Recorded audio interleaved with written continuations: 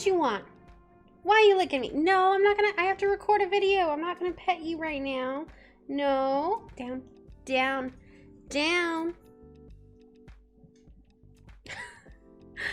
Hi guys, Iondis here. I'm here today with a random vlog where I'm gonna talk about movies. If you can't tell by the movie title, by the video title, there's a few movies that I've seen so far this year, with quite a lot of bigger movies coming out at the end of the year that I'm super excited for. And you see my dog back there, look at him.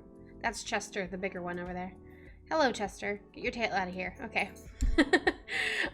So first, to start off, there's 4 movies that I'm going to be talking about in this video today. 4 of them I will not do spoilers until the end, and I will tell you guys that, and I'll do my final rating for them at the very end as well. Okay, where to begin?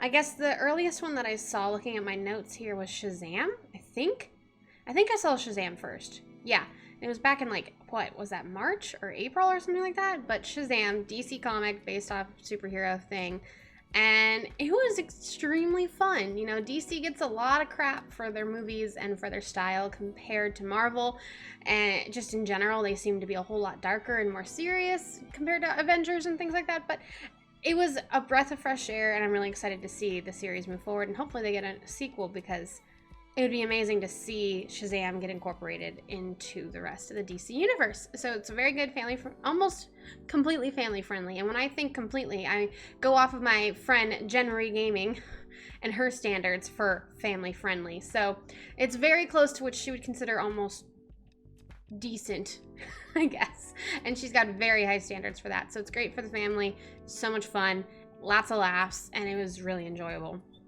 The next movie I saw was Avengers. Of course, everyone saw Avengers when it came out. If you didn't see Avengers, then I don't know what to tell you. But it just, honestly, it just felt like a finale to me, basically. It just felt like a finale, because they've been building up the Avengers for so long. They've had so many Avenger movies. They've done everything they possibly can to bring the people together and give them their own origin stories. So just all together, it felt like an ending to a series, basically. And I was okay with that, because it needed to feel that way so that we can move forward, and as Avengers has their whole plan planned out for everything, we can see newer superheroes that aren't necessarily the same old ones that we've seen since the beginning of the 2000s. So it'll be interesting to see how they move forward from there. After that, I saw Godzilla, I think in May, possibly. Yeah, I think in May. And oh my god, I love Godzilla. Okay, something you should know about me: I love horror movies and monster movies and any type of natural disaster movies. Those are my thing. Okay, action movies are they're pretty overrated. Superhero movies kind of overrated too. But if I find a good one, I'm happy with it. Most of them, though, I ignore. Like, honestly, like, who cares? But horror movies, monster movies, end of the world situations, I need them all. There are some that are too cheesy, obviously, but... Oh, there's the other dog. Bye, Blue. Blue. Hey, get out of the shot. Okay, cool. Anyways, so Godzilla was great. And then finally, the most recent one was Annabelle Comes Home. And that was this month, I think. July, possibly. Maybe in June. But, you know, horror movie. It wasn't as good as previous Annabelle movies, but it was still decent, considering they were aiming obviously for teenagers in this one, because the main characters are teenagers. But it was a good pickup, continuing the storyline of Annabelle and everything like that. So at this point forward, I'm going to start getting into actual spoilers for each movie. So if you don't want to be spoiled on any of these movies, please leave, please, or skip to the end, I guess. But be careful, because I might have a spoiler in there just to see what I rate these movies. Anyways, spoilers have begun, and with that in mind, Shazam.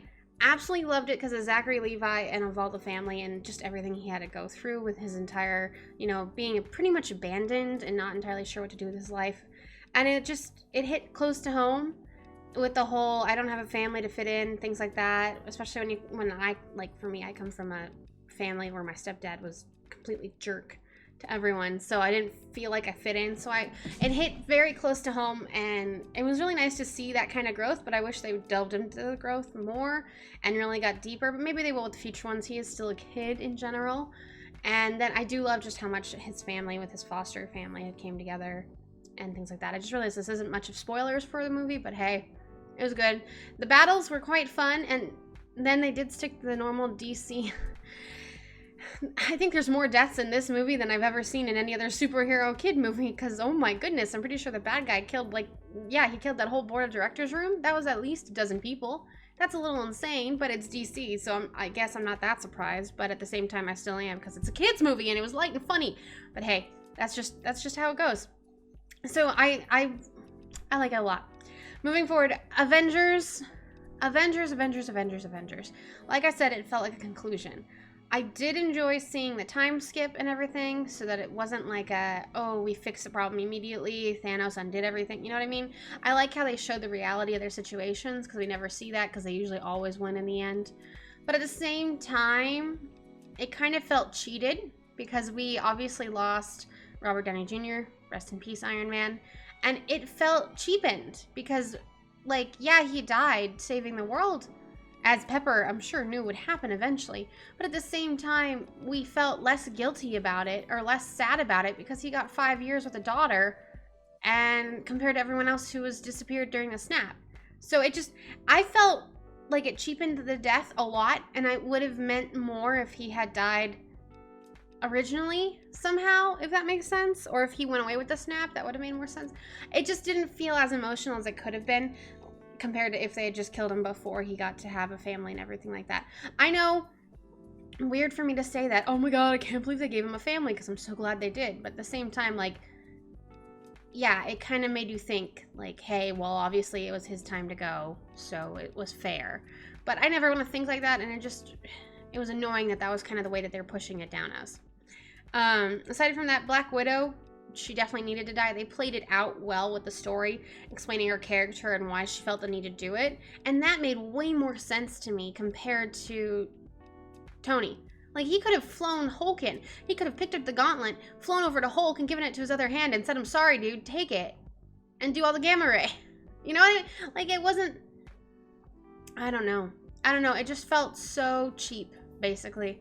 Like, yeah, it's a good scene, and it was a great, like... I'm Iron Man or whatever moment, but at the same time it just felt so cheapened. Whereas at least with Black Widow we got to see an actual character development, and it made sense and it fit the plot at the same time. So I'm a little disappointed with that. Moving forward, Avengers are Avengers. Obviously they're gonna move forward. I can't wait to see Guardians of the Galaxy in space with Thor, because that'll be hilarious. And I hope Thor loses his weight pretty quick, because poor guy. Godzilla, absolutely loved it. It was so much destruction, but I wish there was more, because it only showed a few of these mega monsters come out. We didn't get to see each one of them emerge. I wish we got to see each one in the movie. Like, there was plenty of time. They could have cut out some of the random family talking points and it would have been fine. And it was just really cool to see all these different fights happen. And rest in peace, the Asian dude who found Godzilla. He went down there into Godzilla's place and gave him a nuke. Damn, that's a ballsy way to go out, and I appreciate him, but it was just an all in all great monster flick, at least for me and my husband, and we absolutely adored it. And then finally, Annabelle. Annabelle, like I said, it was geared towards teenagers because the main characters were teenagers, which I get. Teenagers make the money, you want the teenagers to come, whatever. But, it felt cheapened, because Annabelle, coming from, what was the one? Annabelle Origin Stories, that one? Where she was at the orphanage. That movie was so powerful. Like, the first Annabelle, where we see him with the family, with the baby, that was kind of eh. It was just like, hey, this is the thing. But the Annabelle origin story was, like, amazing. It's, like, my top horror movies I can think of, because it was just such a great movie. And they played it out well, and they developed it well, and the actors were great. I just absolutely adored it. And it just felt pretty cheap in comparison to that. Like, they were reverting back to the first movie. But yeah, at least the first movie had some things that made you question things and go, what's happening? I don't understand this. Whereas in this movie, Annabelle Comes Home, there was absolutely nothing that you questioned. There was nothing was explained. Nothing was ever, like, delved into. It was just like, hauntings happen. Ooh, sorry. Scary, basically. So it's kind of a letdown in comparison, but I do still have high hopes for the whole franchise, because, you know, they're doing like a whole extended universe, kind of like Marvel, with horror villains and things like that. So I am so excited with that. Anyways, now it's time for the final reviews of these movies. The final reviews. Let's go. Shazam. I'm going to give it an 8 out of 10 because it was just light, fun, and a great breath of fresh air to DC, but still somewhat tied into it, especially if you've seen the ending. I mean, by ending, I mean the scene after the credits, that ending. I think it was after the credits, something. Avengers, 7 out of 10 for the reasons I explained. It just felt a bit cheapened. I forgot to mention this too. It also felt very politically correct. And if you've seen the movie, you know what I'm referring to. And I'm not saying that's good or bad. I'm just saying I could see it pushed on you, basically. And if you're not a fan of that, keep that in mind. So 7 out of 10 for Avengers. It was just Avengers, pretty much, you know. It was like a good movie, not terrible, not great, right in the middle. For Annabelle Comes Home, I'm stuck between a 5 and a 6. I'm probably go with a 6 just because I like the whole Annabelle storyline. So we'll go with a 6 out of 10. Like I said, it just felt cheapened and back to the original movie compared to how great the origin story was. So just a bit of a disappointment and a letdown. And then Godzilla, 9 out of 10, because, oh my god, I'm so excited for Godzilla. It was an amazing movie, and I'm sorry I wouldn't give any more spoilers, but here's one more. All the references they did to King Kong was amazing, because they already have a poster released, King Kong versus Godzilla, so I cannot wait for that movie to come out, so I'm so excited. 9 out of 10, for sure. The first 6 months of the year has been recapped in movies for me. It is July, so we have the next 6 months to go, and there's a lot more movies coming out that I'm going to be super excited for, but I'm proud. I like these movies. This is a good start to 2019, and I like to see how it's going to end. Future movies that I'll probably talk about on this channel in another video, probably near like the end of the year. It's going to be Crawl, the one with the hurricane and alligators. I thought it was total crap at first. Like, who thought about this? This is like Sharknado, basically.